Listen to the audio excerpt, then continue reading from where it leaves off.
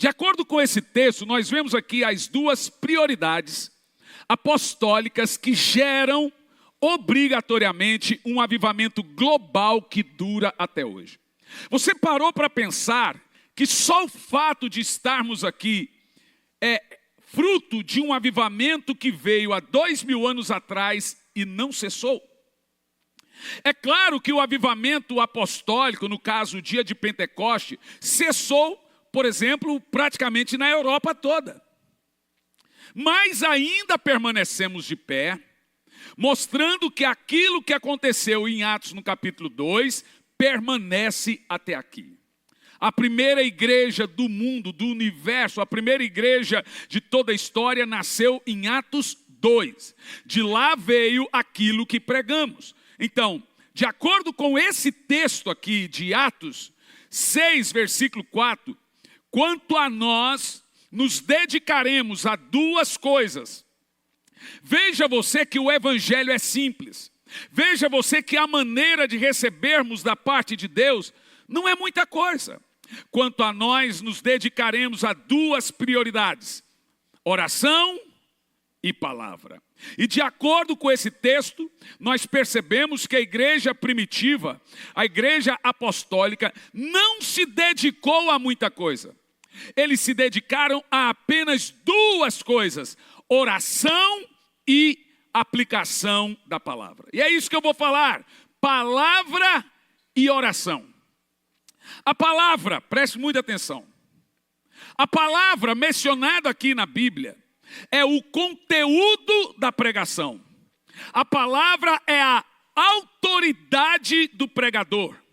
A ordem de Deus é: pregue a palavra. Não é pregue sobre a palavra, é pregue a palavra. A palavra é o conteúdo de todo avivamento. De tal forma que pregador não cria a palavra. O pregador, ele prepara o sermão, mas a mensagem sempre é de Deus. A mensagem que nós encontramos na Bíblia, quando nós falamos o termo mensagem, devemos entender que a mensagem ela emana do próprio texto. Vou ali na igreja ouvir uma mensagem. Vou ali na igreja ouvir a palavra. A mensagem mencionada na Bíblia Sagrada, ela sai do texto bíblico. Ou seja, o texto bíblico é o conteúdo da mensagem. De tal maneira que Deus não tem compromisso com a palavra do pregador. Vou repetir. Deus não tem compromisso com a minha palavra. Deus só tem compromisso com a sua palavra. É a palavra de Deus que não volta vazia, não a do pregador. Se o pregador é fiel à palavra e prega a palavra de Deus, a palavra dele também não vai voltar vazia. Meus irmãos, nós só teremos o cumprimento dessa promessa se nós pregarmos a palavra e não as nossas palavras. A palavra, ela é o instrumento que Deus estabeleceu para trazer seus escolhidos à salvação. De tal forma que Deus chama pela palavra, Deus converte pela palavra, Deus transforma pela palavra. A fé vem por ouvir a palavra. Então Deus salva pelo exercício da palavra. É importante dizer que a pregação fiel das Escrituras é o principal elemento que leva uma pessoa ao conhecimento de Deus e seus ensinamentos. Dentro ainda desse conteúdo que nós entendemos que produz poder numa igreja, tem o que nós chamamos de pregação bíblica e fiel.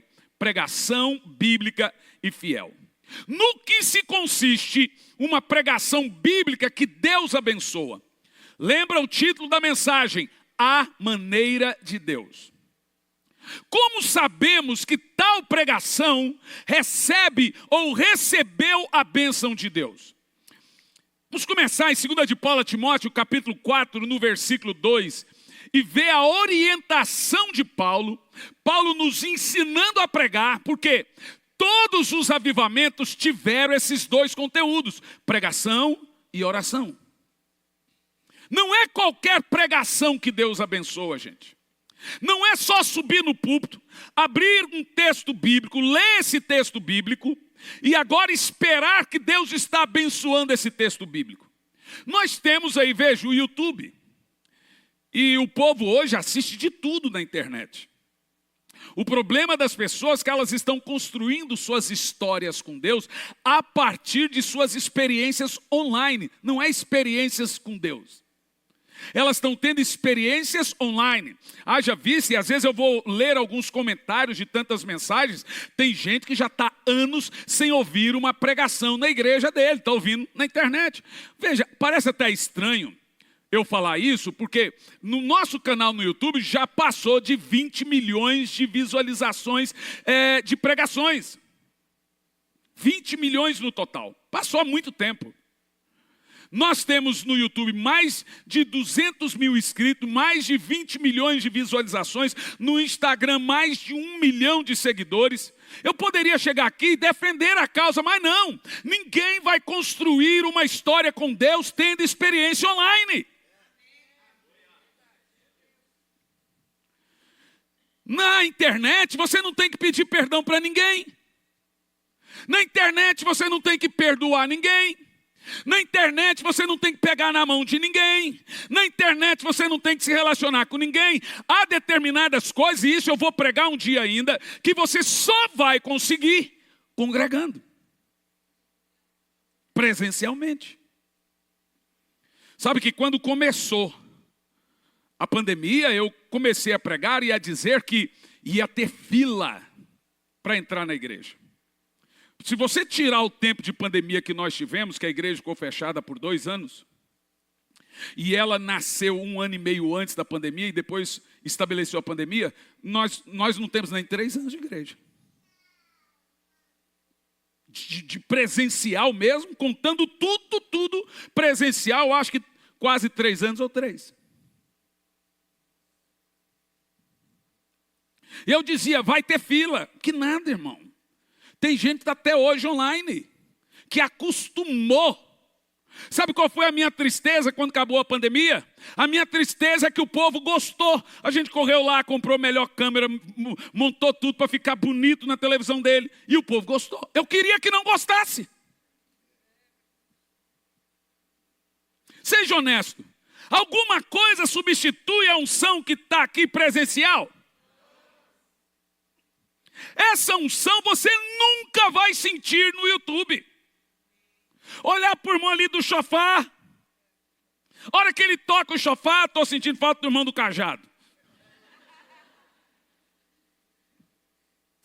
Esse riso aqui, por exemplo, não sai no culto online.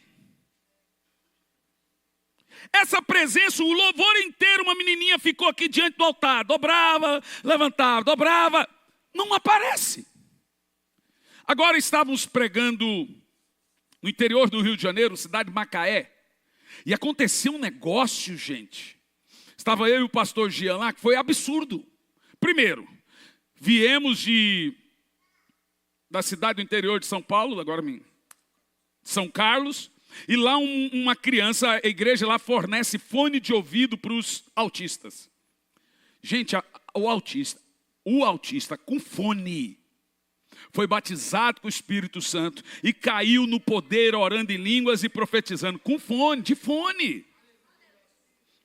Em Macaé a gente estava ministrando e todas as crianças tomadas do poder do Espírito. Daqui um pouco, do lado da igreja tinha uma pizzaria. Sabe que quando vieram contar para nós, o pastor Jean ainda disse, isso é coisa de livro. Se a gente conta, todo mundo pensa que é mentira. Ligaram para minha esposa para contar esse feito. Tinha uma pizzaria do lado da igreja e uma festa de crianças. Gente, todas as crianças na pizzaria foram batizadas com o Espírito Santo. Os pais e os tios entraram na igreja levando as crianças, porque as crianças eram cheias do Espírito Santo e pediam para ir na igreja ali. Isso não aparece online. Aparece? Não aparece. Não vai. Então, O apóstolo Paulo aqui vai nos ensinar a pregar. Literalmente, nos ensinar a pregar. Se tem uma coisa que Deus deu para nós aqui, desde o início da igreja em Campo Largo, é formar líderes. Graças a Deus, muita gente se torna excelentes pregadores a partir desse altar aqui. E eu não tenho ciúme de altar não, gente. Se prega, eu ponho para pregar. Pensa na pessoa que não tem ciúmes. E graças a Deus, tem gente que ainda saiu falando da gente, mas depois ainda ligou e falou assim, olha, mesmo que à distância você é meu discipulador. É porque provavelmente está assistindo. E pelo menos foi humilde, né? O que eu estou dizendo para você é que a minha vida toda, eu pautei a minha vida por duas coisas apenas. Eu não fico aqui falando das minhas credenciais, etc. Mas quem sabe um dia você vai lá no nosso escritório e você vai ver todos aqueles diplomas lá. O Gil já foi lá. Mas não precisa ficar falando, não gosto. Porque o que eu gosto de ter orgulho mesmo é de pregar sobre a vida de oração e o poder da palavra. Isso eu amo falar. Porque não adianta você se orgulhar de ter 10, 15, 20 diplomas e não passar espiritualidade nenhuma para ninguém. Um pregador espiritual, ele vai gerar uma mentalidade espiritual nas pessoas. E é isso que importa. 2 Timóteo 4:2, 2 de Paulo a Timóteo 4:2, Paulo nos ensina a pregar e olha, ele começa dizendo o seguinte, pregue a palavra. Não é sobre a palavra, não é pregue sobre a palavra. Paulo não está mandando você citar a Bíblia apenas. Tem gente que prega um sermão completamente antibíblico, mas cita versículos bíblicos. Não é sobre, ele diz, pregue a palavra.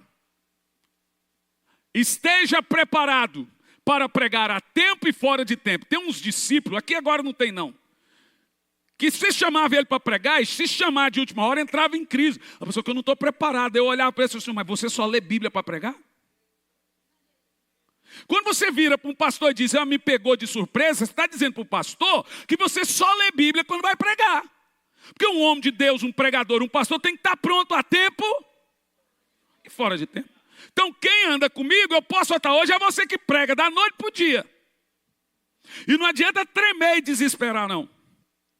Se você diz não, você está me dizendo que a Bíblia para você só lê quando vai pregar. Porque se você examina as escrituras constantemente, sempre você terá a palavra de Deus para alguém. Congregávamos em uma igreja, minha esposa e eu, uma igreja muito grande, muito grande. E algumas vezes, quando eu não viajava, nós chegávamos nessa igreja, o pastor da igreja chegava lá e estava folheando a Bíblia. Folheando. E aquilo eu já olhava para ela, olhava para ele, assim, já me taiava. Eu sei por que ele está folheando, está sem mensagem. Aí ele olhava do lado, quando ele me falou, ô Hernani, vem cá, você tem uma mensagem hoje aí? Eu falei, eu tenho sempre uma mensagem, pastor. Pode parecer arrogância, mas não é não. Eu tenho sempre uma palavra. Não, eu não tenho uma palavra hoje. Aí, irmão, aquilo me taiava o sangue. A igreja tinha mais de 5.000 membros, e o pastor, vez em vez, dizia que não tinha uma palavra. O povo é dizimista, o povo é ofertante. O povo é ovelha de sua igreja, eles merecem, no mínimo, uma pregação bíblica. No mínimo. Púlpito não é lugar de fazer negócio. Púlpito não é lugar de contar que você fez negócio. Púlpito não é lugar de ensinar ninguém a ficar rico.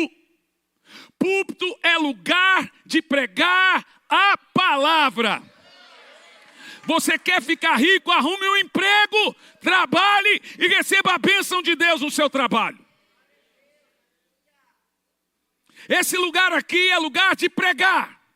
O pregador, ele não tem que ser motivacional, ele tem que ser cheio do Espírito para ouvir a Deus e transmitir a palavra do alto. Púlpito não é lugar de vomitar dor.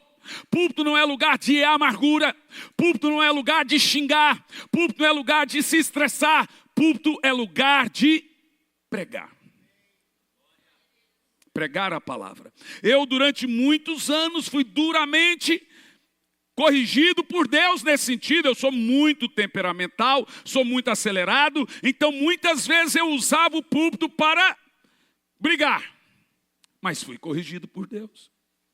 Púlpito é lugar da exposição da palavra.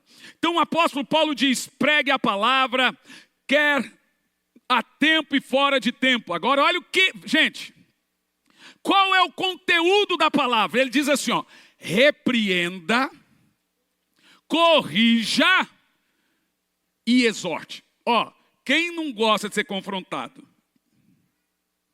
Nenhum cachorro gosta de ser confrontado. O cachorrinho que tem lá em casa não é um cachorro, é o bode. Aquilo é um bodinho. Pensa num cachorro que tem uns 35 coisas dentro deles. É um bodinho. Mas nem o cachorro que tem lá em casa, o cachorrinho da Isabela, ele odeia você dar bronca nele. Você dá uma bronca nele, faz... Você sabe o que significa a palavra rosnar? Sabe? Murmurar. Por isso que a Bíblia diz que Deus odeia o crente murmurento, porque toda vez que ele murmura, ele está olhando para Deus fazendo igual o Simon.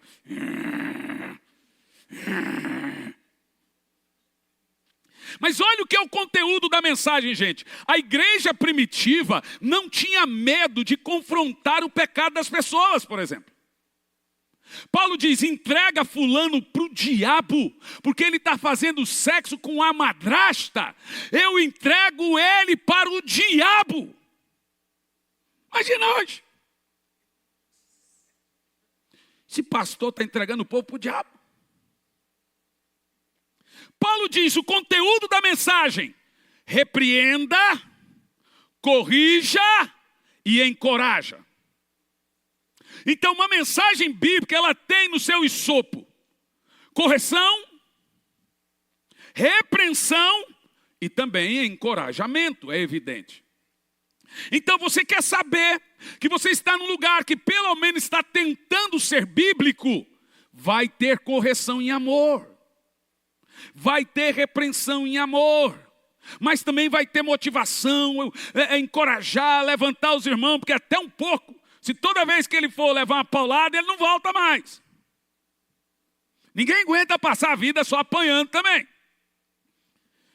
Essas três coisas aqui, mencionadas pelo apóstolo Paulo, têm que estar firmadas na doutrina, ou seja, em um fundamento elementar. Paulo disse, ó, pregue a palavra, esteja preparado a tempo fora de tempo, e na palavra tem que ter, repreenda, corrige e encoraje com toda paciência e sã doutrina. Sã doutrina é uma boa para mim, agora com toda paciência estou aprendendo. Estou aprendendo mesmo. Gente, quando nós olhamos para a igreja primitiva, nós vemos que eles cresceram. Alguém aqui tem dúvida que a igreja apostólica cresceu? Vou te dar alguns números para você entender. Quando chega o apóstolo Paulo em Roma, Roma tinha 14 bairros, 11 cristãos. A cidade tinha 1 milhão de habitantes. Dos 14 bairros, desses 1 milhão de habitantes, 11 eram 100% cristãos.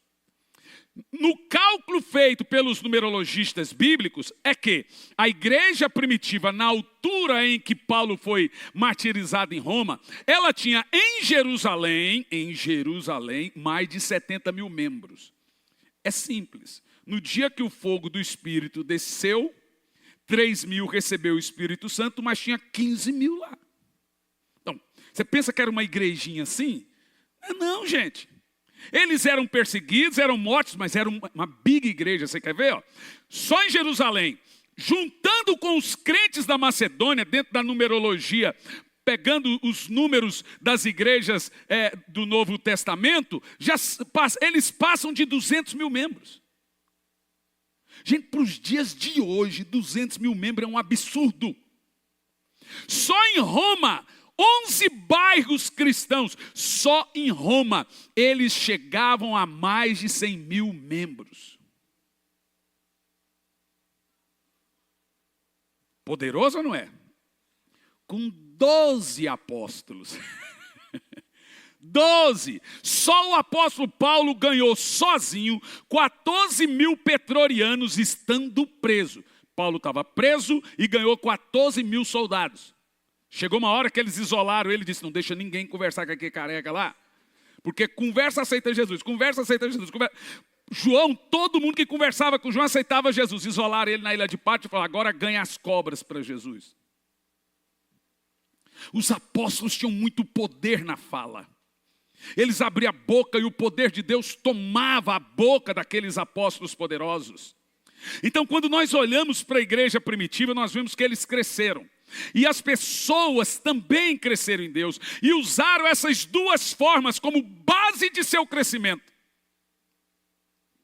Tem igreja aí usando um monte de fórmula para crescimento. Patrocinando vídeos e fazendo isso, fazendo aquilo outro e tal e tal. E eles crescem em números, o que não reflete o crescimento. A pregação e a oração, ela vai corrigir dois erros brutais numa igreja. O primeiro erro brutal que uma igreja pode ter é o medo dos números. Tem igreja que não cresce de jeito nenhum e eles têm o seguinte desculpa: queremos qualidade, não quantidade. Isso é numerofobia. A desculpa deles é que a igreja deles já existe há anos e ela não cresce porque eles são um grupo seleto de escolhidos. Isso é ridículo. Segundo, a numerolatria. É igrejas que focaram no números sem pensar ou focar se estão dando leite puro para o povo, a comida pura para o povo, sem perceber se estão crescendo espiritualmente. Gente, é o seu nível espiritual que determina seu referencial. Isso quer dizer que tem gente que consegue ouvir certo tipo de pregação, porque é o nível espiritual dele. Tem gente que consegue ouvir certo tipo de música. Nossa, que delícia essa música. Eu fico assim. Porque é o nível espiritual. Chega um momento na sua vida que você não consegue mais ouvir certas coisas. Sabe, gente, o crente cheio de unção não consegue ouvir um pregador que não tem unção. Ele sabe quem tem unção e quem não tem. Ele sabe quando aquele pregador está seco da graça de Deus. Não está cheio. Há um tempo atrás eu estava ensinando o meu filho, mostrando para ele, quando ele estava começando na área musical, a identificar unção e não unção. Então eu punha um cantor para cantar, depois eu punha outro cantor e eu falava, filho, qual é a diferença? A mesma música. Ai, pai, eu não sei explicar qual é a diferença, mas esse aqui parece que tem alguma coisa. Não, tem unção. É muito diferente. Você põe um cantando na música, outro cantando na mesma música e você nota uma diferença. Irmão, não dá para nós, próximo do retorno de Cristo, ouvir pregações secas. Ouvir pregadores secos, ouvir louvores somente comerciais, para rodar na rádio ou no Spotify e dar like. Nós temos que olhar e dizer, irmão, tem gente que eu assisto na internet, que eu tenho que parar, ficar sozinho no quarto, porque vai ser vergonhoso, eu vou deitar no chão, vou molhar tudo, porque é a graça de Deus. Aí, gente, as mensagens de John Wesley, as mensagens de Jonathan Edwards, de Charles Finney, estão tudo disponíveis na internet. Jonathan Edwards pregava, as pessoas caíam no poder. John Wesley pregava, as pessoas caíam no poder. Finney pregava, as pessoas caíam no poder. Hoje os caras pregam o sermão deles, as pessoas caem, mas é de sono. Não é no poder. A mesma mensagem. Você não pode aceitar um sermão sem poder. Se vai pregar sobre educação de filhos, tem que ter poder. Se vai pregar sobre a mordomia, tem que ter poder. Se vai pregar sobre casamento, tem que ter poder. Não dá para ser seco. Nós precisamos da palavra, mas da palavra de poder.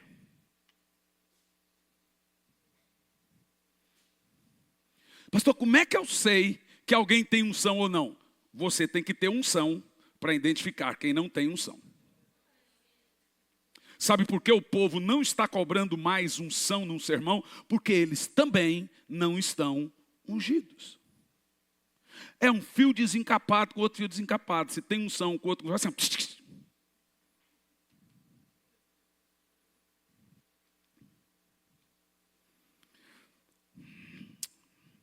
A igreja primitiva, meus irmãos, ela era atacada de todas as formas. E há pelo menos 3 forças que atacavam a igreja. São elas. Capítulo 4 de Atos, a perseguição de fora para dentro. Como a igreja responde a essa primeira forma, que é a perseguição de fora para dentro?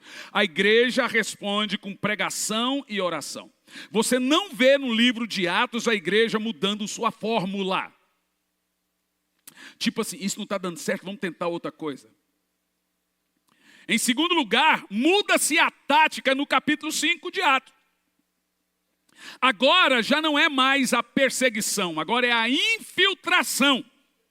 Satanás introduz dentro da igreja pessoas hipócritas, como Ananias e Safira. Como que a igreja responde? Pregação, oração e agora um detalhe, disciplina. Foram disciplinar Ananias e Safira, eles não aceitaram e morreram. Em terceiro lugar, muda de novo a tática do diabo. No capítulo 6 de Atos, agora já não é mais a perseguição, agora já não é mais a infiltração, agora é a distração. Leonard Ravenhill, nesse livro que eu te indiquei, ele usa uma seguinte frase: o entretenimento é o substituto diabólico do avivamento. Significa, o que ele quer dizer com isso? Que o seu tempo demasiado, na época não tinha dele, mas vou fazer na versão Hernandes Santos 2024. O seu tempo demasiado em séries, o seu tempo demasiado em filme, o seu tempo demasiado, não é pecado, é exagero, seu tempo demasiado em entretenimentos vai substituir sua fome por Deus. Você nem vai notar. Porque ele diz o entretenimento, ele diz que os Estados Unidos, na época dele, ele morreu em 1994, ele disse que os Estados Unidos tinham um Deus e se chamava entretenimento. Aonde ele mentiu? Responda. Gente, não é pecado ir no cinema, não é pecado assistir uma série, não é pecado, mas Leonard Ravenhill diz nesse livro que essa geração do entretenimento só vai provar uma coisa: que a falta de oração e meditação na palavra nunca foi por falta de tempo. Por isso que ele é considerado o profeta Elias de seus dias. No capítulo 6 de Atos, muda a tática, agora é a pior de todas as táticas. Satanás percebeu que não adianta perseguir, a igreja cresce em meia perseguição. Satanás também percebeu que não adianta infiltração, a igreja cresce e ela identifica a infiltração. Então ele descobriu que a melhor maneira de matar um avivamento é distraindo a igreja, as distrações. Então eu ouço igrejas dizendo que não tem muito tempo para fazer algumas mensagens ou uma série. Sabe, eu falo para tantos amigos meus, faça uma série de mensagens sobre avivamento. Ele diz, por que tem que ser avivamento? Eu falo, irmão, avivamento é o termo que eu uso. Mas o que eu estou querendo dizer é, faça uma série de mensagens sobre oração, faça uma série de mensagens sobre jejum, faça uma série de mensagens sobre santificação, faça uma série de mensagens sobre temor a Deus. E são mensagens de avivamento. Não é que eu estou com outras séries. Aí quando você vai ver as séries, veja, eu fico analisando, você vê a prioridade. A prioridade passa 6 meses, 7 meses, 8 meses pregando liderança, liderança, liderança, liderança, liderança, liderança, como ser isso, como ser aquilo outro, como ser rico, como ser. Maravilha, muito bom. Eu sou falho nesse sentido. Mas eu acho que você poderia fazer disso não a prioridade, e sim um secundário. Faça a prioridade um despertamento espiritual. E aí lida com essas coisas como secundário. Porque o que é prioridade numa igreja é a vida espiritual do povo. É levar o irmão aos pés da cruz, porque se ele for aos pés da cruz, ele não vai mais gritar com a mulher, não vai mais bater na mulher, a mulher não vai mais desonrar, o filho não vai mais desobedecer. Se a prioridade for uma espiritualização do corpo, muda. Você não precisa chegar num crente cheio do Espírito Santo e falar para ele, ensinar ele a dizimar. Está entendendo o que eu estou falando? Um crente cheio do Espírito Santo não dá gabinete. Eu estou errado? Então digo aos amados pastores, coloque sempre como primordial, como primeiro na sua igreja, o despertamento espiritual. Crie séries de jejuns na sua igreja. Põe esse povo para jejuar. Ah, mas o povo não jejua. Jejua os que jejuam. E isso vai aumentar. Se não jejuam todos, muitos vão jejuar. Queremos ou não queremos um avivamento? Ele não vai cair de paraquedas ou com a cegonha. Ele não vai vir pelo Mercado Livre. Ninguém vai tocar uma campainha na sua casa dizendo, olá, o avivamento chegou.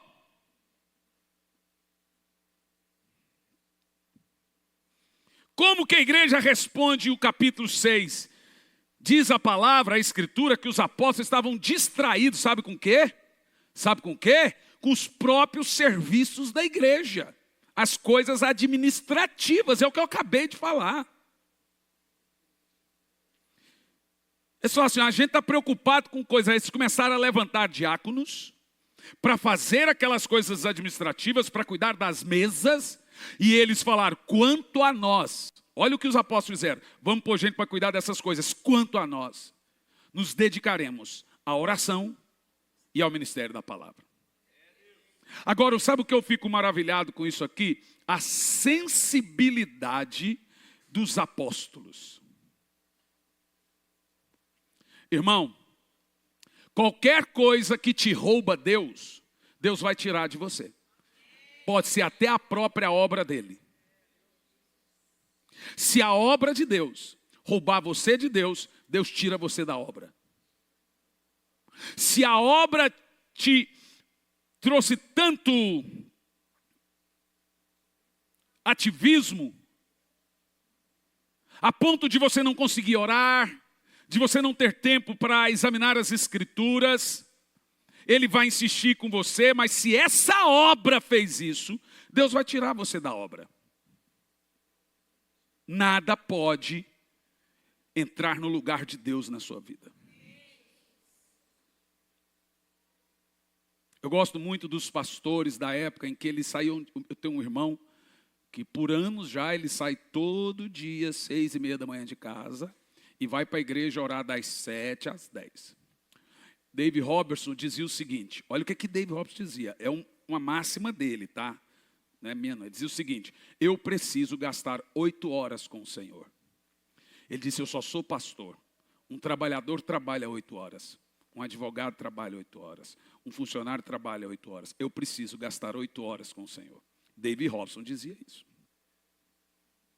Se você quer servir a Deus, e assim, aqui na quarta vem muitos pastores ou obreiros da casa do Senhor. Se você quer servir a Deus, ser cheio do Espírito Santo, e as pessoas serem cheias do Espírito Santo através de você, como aconteceu lá em Macaé, no Rio de Janeiro, das crianças do lado, a pizzaria do lado, e os tios e os pais levá-las na reunião de avivamento. Aí o pastor falou assim, mas me diga, qual é o segredo? Eu falei, eu não sei te dizer segredo, não tem segredo. Gente, eu não vou em nenhuma igreja para derrubar ninguém. Tipo assim, eu vim aqui hoje, todo mundo vai cair. Não faço isso. Eu não vou em nenhuma igreja. A gente chega nas igrejas, naquela igreja em São Carlos e São Paulo, pastor Jean e eu, nós sentamos, e acho umas 200 crianças sentou na nossa frente assim. Jogaram tudo na nossa frente e pôs só a gente sentada atrás das crianças. Não tinha mais ninguém. Eu falei, pastor, por que a gente está sentado aqui? Não, porque você é o homem do parquinho. As crianças olhavam para a gente assim, e ria, cutucava na minha perna, vinha. Gente, tipo assim, aquele culto, se nós não orássemos pelas crianças, seria a maior frustração do mundo. Ninguém, veja, isso não é planejado. Mas isso é desejado. Sabe, as pessoas não entendem como se compra unção. Unção é a coisa mais cara da Bíblia. Ela exige valores, não monetários, mas valores de tempo, de renúncia, de horas, de lágrimas, horas e horas sem dormir. Tem gente que não entende, porque a unção ela tem 2 mistérios. Primeiro mistério, ela é cara para comprar e quase de graça para entregar. Então, em 30 segundos, em 1 segundo, em 1 minuto, em 15 segundos, uma pessoa recebe a unção que você tem. Mas é caríssima para receber. E às vezes, por não terem discernimento que a unção é cara para comprar, mas barata para dar, ela confunde, ela pensa que é barata também para ter. Mas não é não. Então ela pensa, o pastor tem, eu posso ter. Domingo passado estávamos pregando em São Paulo. E aí não tinha nenhuma criança. E foi muito difícil para mim aquele culto. Eu notei que eu não estava com a mesma unção do sábado. E eu estava assim, destruído de cansaço. E me veio na mente a frase de Charles Finney. Deus não usa homens cansados. Por quê? Porque a unção, ela dilacera a sua energia. Como na capa do livro, derrete. E ela acaba com seus nervos. A unção, da mesma maneira que uma pessoa recebe uma carga de unção, cai. O pregador, então, que está entregando a unção. O corpo dele fica arrebentado. Então, é uma maneira do Espírito Santo te proteger, não lhe permitindo toda a unção se você está cansado. Então eu notei essa diferença. Percebi, foi bênção, foi sobrenatural. Falei sobre batismo com o Espírito Santo, mas eu percebi, aqui, ninguém percebeu, eu percebi que não foi como o sábado, porque eu estava muito cansado. Aí você percebe que unção não é uma bobinha não é fácil não. Existem mistérios. Mistérios na unção. Primeiro, respeitar a unção que você tem. Você não pode ter a unção que você almeja tendo o pecado que você tolera. Você tem que escolher um ou outro. Unção é uma coisa muito santa, muito séria.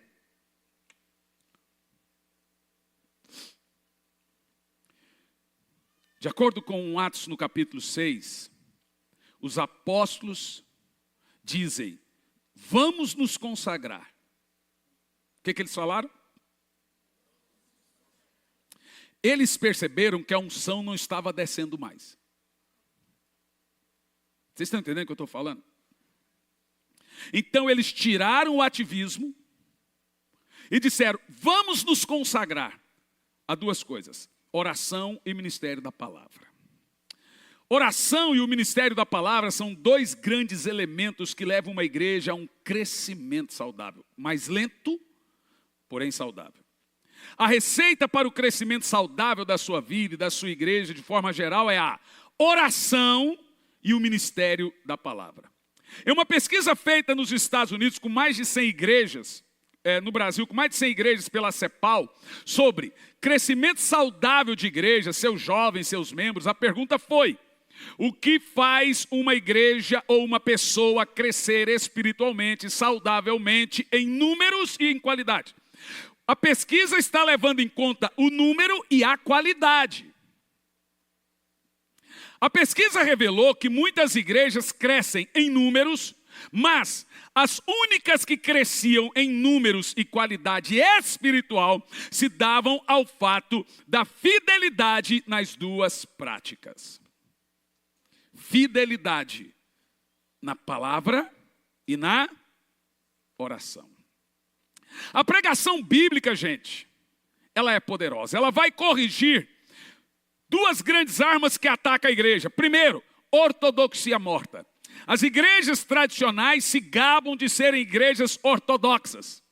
Há muitas que não pregam heresia, há muitos que não creem em heresia, há muitos que não praticam heresia, mas falta poder do alto. Falta virtude. Ortodoxia morta mata. John Wesley disse a famosa frase: põe seu sermão no fogo ou põe fogo no seu sermão. Um outro homem disse: nós estamos à procura de melhores métodos. Embaldes disse: Deus está à procura de melhores homens.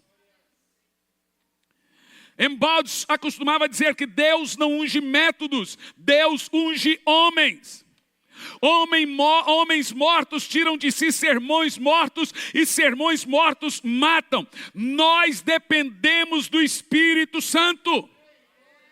E a palavra tem que ser pregada com fidelidade bíblica, mas com o óleo do Espírito, mas com o poder do Espírito.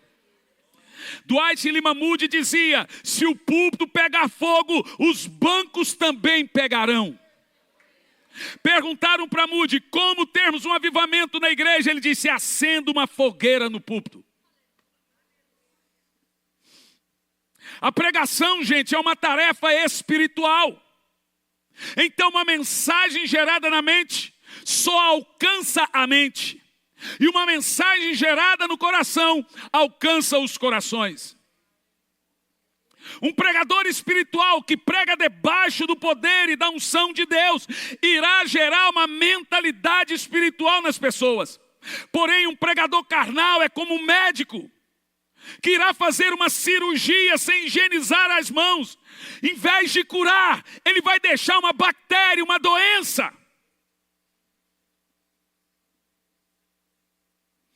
Não é com argumentos intelectuais, tiradinhas ou piadinhas treinadas ou meios para envolver a mente das pessoas, técnicos como PNL, programação neurolinguística, que se consegue vitória em cima do púlpito. Essa batalha da pregação, do poder, do avivamento, não se ganha com piadas ou com textinhos treinados. Isso nós conseguimos, é lá no quartinho da oração, é colocar os joelhos lá e sair de lá para pregar consciente de que Deus fará o que Ele tem que fazer. Sem pregadores ungidos, jamais veremos pecadores rendidos. Os pregadores dessa geração darão conta aos pecadores dessa geração. O grande problema é que grande parte dos pregadores hoje em dia deveriam estar pescando homens, na realidade estão pescando o elogio deles. Pregadores pescam homens, marqueteiros elogios.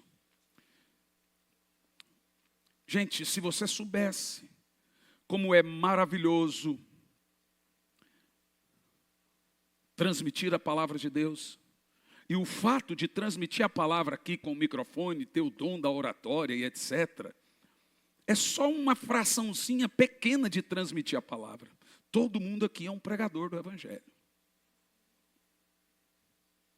Não precisa ter um microfone na mão. Você só precisa testemunhar a sua fé. Isso te faz um pregador do Evangelho. Nós não precisamos também só de pregação. Caminhando para o fim. Nós não precisamos só da pregação também. Alguém me perguntou, qual é mais importante? A pregação ou a oração? eu disse, qual lado do avião tem mais importância? O texto diz pregação e oração. Agora observa alguns detalhes nesse texto. Ele chama a oração de ofício, ele chama a pregação de ministério. Ele diz, quanto a nós nos dedicaremos ao ofício da oração e ao ministério da palavra. Por quê? Pregação e oração, apesar de serem uma arma poderosa para avivamento, são distintas. Por exemplo, poucas pessoas vão subir aqui para pregar. Poucas pessoas terão o prazer de transmitir um culto público a palavra. É maravilhoso. Poucos. Por quê? Porque o ministério da pregação é um ministério de poucos. Mas o ofício da oração é um ofício de todos. A Bíblia não manda você pregar publicamente. Mas a Bíblia ordena, o apóstolo Paulo diz, ordeno que todos, em todos os lugares, orem. Diz, eu ordeno que você ore. Então o ministério da pregação é de poucos, o ofício da oração é de todos. A pregação e a oração têm duas coisas distintas. A pregação atinge uma coisa, a oração atinge outra coisa. Deus fez pregação e oração para essas duas coisas. Primeiro, a pregação atinge o tempo, o temporário. A oração atinge a eternidade. A pregação move o coração do homem, a oração move o coração de Deus. Por isso que D.L. Moody dizia que as duas coisas que geram avivamento é a pregação e a oração. Porque a pregação vai mover o coração do homem e a oração vai mover o coração de Deus. E quando o coração do homem estiver movido por Deus, ele consegue mover o coração de Deus para produzir um avivamento. Você entendeu? De tal forma que quando você prega, presta atenção, gente, você não prega para Deus. Gente, presta atenção, Deus não ouve mensagem. Deus não ouve pregação e não lê seu sermão. Então você imagina que Deus está lá no céu dizendo, põe de novo aí no YouTube, eu quero assistir de novo. Uau, que palavra poderosa, Hernani, essa você arrebentou. A palavra não foi feita para Deus, assim como a oração não foi feita para o homem.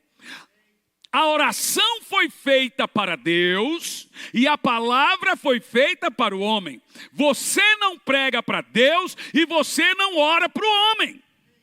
Você ora para Deus e você prega para o homem. Então, o avivamento, ele precisa ter dois corações inclinados e movidos para avivamento. E como se faz isso? Palavra e oração. Palavra muda o homem, oração move Deus. Eu sei que tem muita gente que passa por muitos problemas, ou só eu. E vai por mim, irmão. Você não vai alcançar nenhuma vitória se você não se render à oração. Com oração é muito difícil. Sem oração é impossível. Então eu prefiro o difícil. Por que Jesus dedicou tanto tempo de seus ensinamentos à oração? Jesus não ensinou ninguém a pregar, não ensinou ninguém a curar, não ensinou sobre andar sobre as águas, não ensinou a expulsar demônio, mas ele ensinou a orar. Então, a oração tem alguns segredos. Primeiro, a oração não é só você falando, é também ouvindo Deus. Porque a oração não é, veja, você tem que vencer o mal do vício de só falar. No seu tempo de oração, você tem que parar, ficar quieto, serenar as questões da alma. Em alguns minutos, a voz dele vai vir na sua consciência. Mas você tem que ficar quieto, parado, quieto. Então você ora lá e já levanta e some. Orou, ficou quieto, senta, fica quietinho.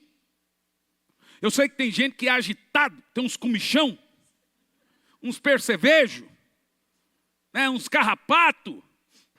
Você precisa, para você receber coisa de Deus, você tem que gastar um tempo orando e um tempo ouvindo.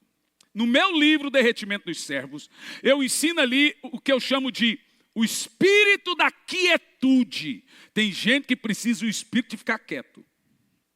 O espírito de ficar calado. Tem gente que não aguenta ficar calado mais de 2 minutos. Mas para receber de Deus tem que aprender. Oração não pode ser só palavra, gente. Precisa ser também derramar. Oração não é o que Deus ouve. Oração é um coração que Deus vê. Tem gente que fala uma coisa e no coração diz outra. Mas Deus está vendo o quê? No coração. Então a oração não pode ser só palavras, precisa ser um derramar. Perguntaram à Madre Teresa, o que você diz a Deus quando ora? Ela disse, não digo nada, só escuto. Então continuaram, mas o que Deus diz a você quando você ora? Ela disse, ele não diz nada, só escuta. São 2 calados numa oração. E o seu espírito recebendo dele. Oração, gente, ela só exige um requisito. Por isso que é difícil. Espiritualidade. Oração é coisa de gente espiritual. É possível alguém pregar e perecer, mas é impossível alguém que ora perecer. Eu já vi grandes cantores, pregadores, gente de tudo que é tipo cair. Mas nunca vi gente de oração cair. As irmãs do coque estão de pé ainda.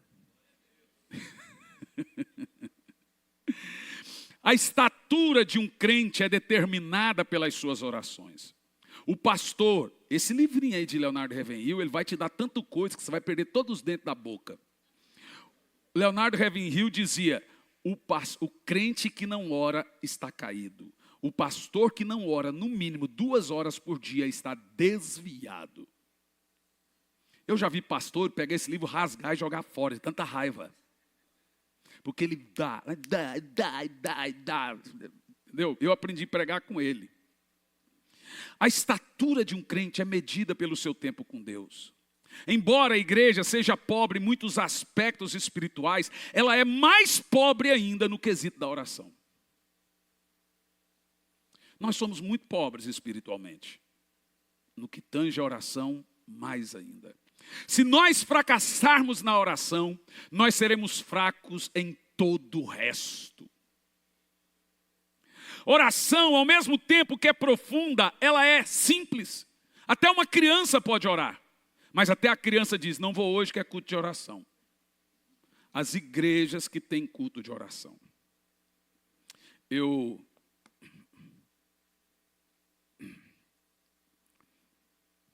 sou de uma época. Jean, pega o teclado para aparecer que está terminando. Eu sou de uma época, quando eu falo sou de uma época, parece que eu tenho 60, 80 anos, né? É que eu nunca fui ex-nada na minha vida, gente. Você sabe como é que eu fazia para tomar ceia sem ser batizado? Eu pegava um copo d'água e uma bala, e a bala para mim eu fingia que era o pão, e a água eu fingia que era o vinho, e tomava. Toda ceia. E chorava, gente, toda ceia. Eu voltava para casa chorando e chorava. Meu pai dizia, o que foi? Mais um culto que eu não tomo da ceia. 5, 6 anos de idade. Eu entrei dentro da água, perto dos 9, me escondi na fileira atrás dos irmãos que iam batizado. E meu pai batizando, só podia batizar com 12. E eu entrei dentro da água. Quando meu pai olhou, tinha um piscuí ali. Eu olhei para ele e falei assim, o senhor vai me batizar. Ele falou, por quê? Está todo mundo olhando aqui, pai. Não vai fazer feio. Então, meu pai, são 5 filhos, então, na escola bíblica dominical, antigamente, você citava um texto bíblico, o irmão levantava e lia o texto. Quem lembra disso aí? O irmão levantava, você lê, dá o texto, o irmão lê o texto, aí lia, não tinha tela. mas tinha que confirmar. Os filhos do pastor Aparício tinham que levantar, eram 5, e se não fosse a gente em primeiro, apanhava em casa. Então a gente lia, ninguém ganhava da gente. Gente, assim nós fomos decorando a Bíblia. E meu pai tinha que revisar a Bíblia em casa. Vamos ver, o que você já decorou? Na minha época, sabe como é que funcionava? Os maridos iam trabalhar à tarde, de manhã, os filhos para a escola, as irmãs iam para a igreja. Fazer sabe o quê? Fazer sabe o quê? Quem sabe? Orar. Passavam a tarde orando e voltava lá por 5 alguma coisa para esperar os filhos da escola e o marido do trabalho, todo dia. Você acha, meu Deus, eu arrepio inteirinho, toda vez que eu falo isso parece que é uma descarga. Você acha que a igreja chegou onde chegou por causa de teólogo? Você acha que a igreja chegou onde chegou por causa de coach? Você acha que a igreja chegou onde chegou por causa de métodos? Você acha que a igreja chegou onde chegou? A igreja chegou até aqui por causa das irmãs orando, dos irmãos orando, do povo buscando a Deus, das vigílias. Agora, se nós não voltarmos a nos entrincheirar de novo, a vida de oração e a extensa mergulhar na palavra de Deus, nosso futuro será como a Europa, chamado de continente pós-cristão. Eles abandonaram as coisas expiatórias, santificatórias, como oração, jejum, leitura da Bíblia, e encheram a igreja de coisas modernas, em termos de ensino. Não estou falando de luz, essas coisas não. Encheram a igreja na época de coisas, liberalismo teológico, por exemplo, universalismo, novas teologias para angariar gente. A igreja foi morrendo, porque a oração, gente, ela é o papelão que mantém o fogo sempre aceso. Se você abandonar a oração, se você abandonar os estudos bíblicos com a sua igreja, ela vai morrer em 10 anos.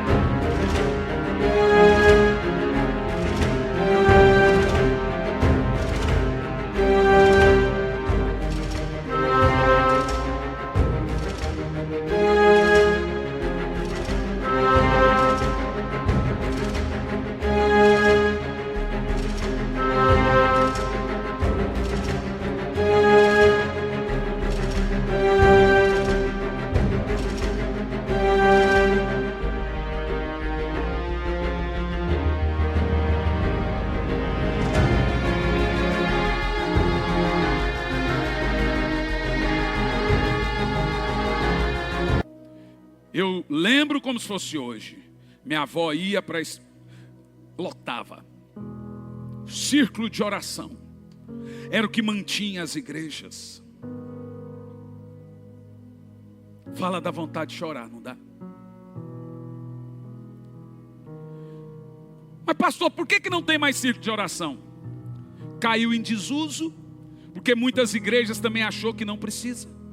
Assim como acabou com as escolas bíblicas dominical.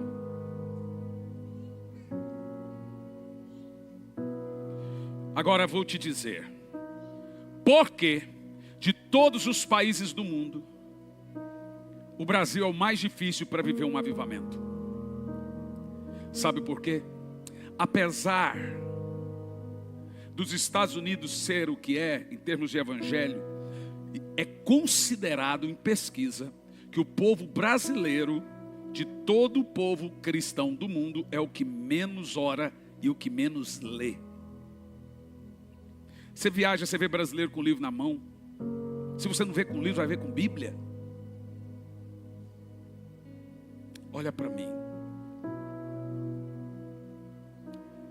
Vamos voltar os nossos corações à prática da oração. Vamos voltar nossos corações à prática da leitura bíblica. Gente, a oração é um mistério. Você abandona ela, depois é uma luta absurda para retornar. Parece que você nunca orou. Parece que você não sabe orar. Porque a oração é espiritualidade.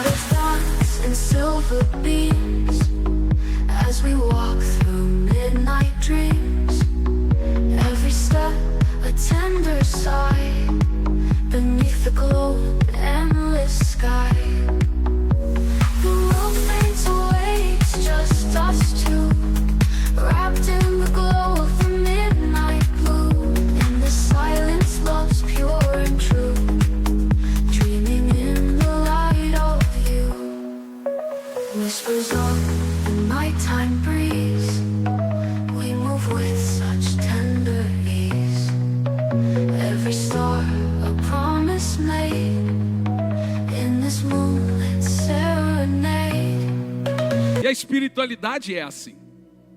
Ela não é forjada. É relacionamento. Então, por exemplo, eu estou tendo um relacionamento com você. E daqui um pouco a gente se desentende. Vai ser muito difícil a gente voltar a se falar. Quem vai se render primeiro? Então, oração é relacionamento com o Espírito Santo. Quando você perde esse relacionamento, retornar é muito difícil. Mas precisamos retornar. Precisamos orar. Primeira oração que nós fazemos é pela nossa vida de oração. Senhor, eu oro pela minha vida de oração. Senhor, eu oro para ter um coração rendido ao Senhor. E, acima de tudo, se humilhar e dizer: Senhor, ensina-me a orar.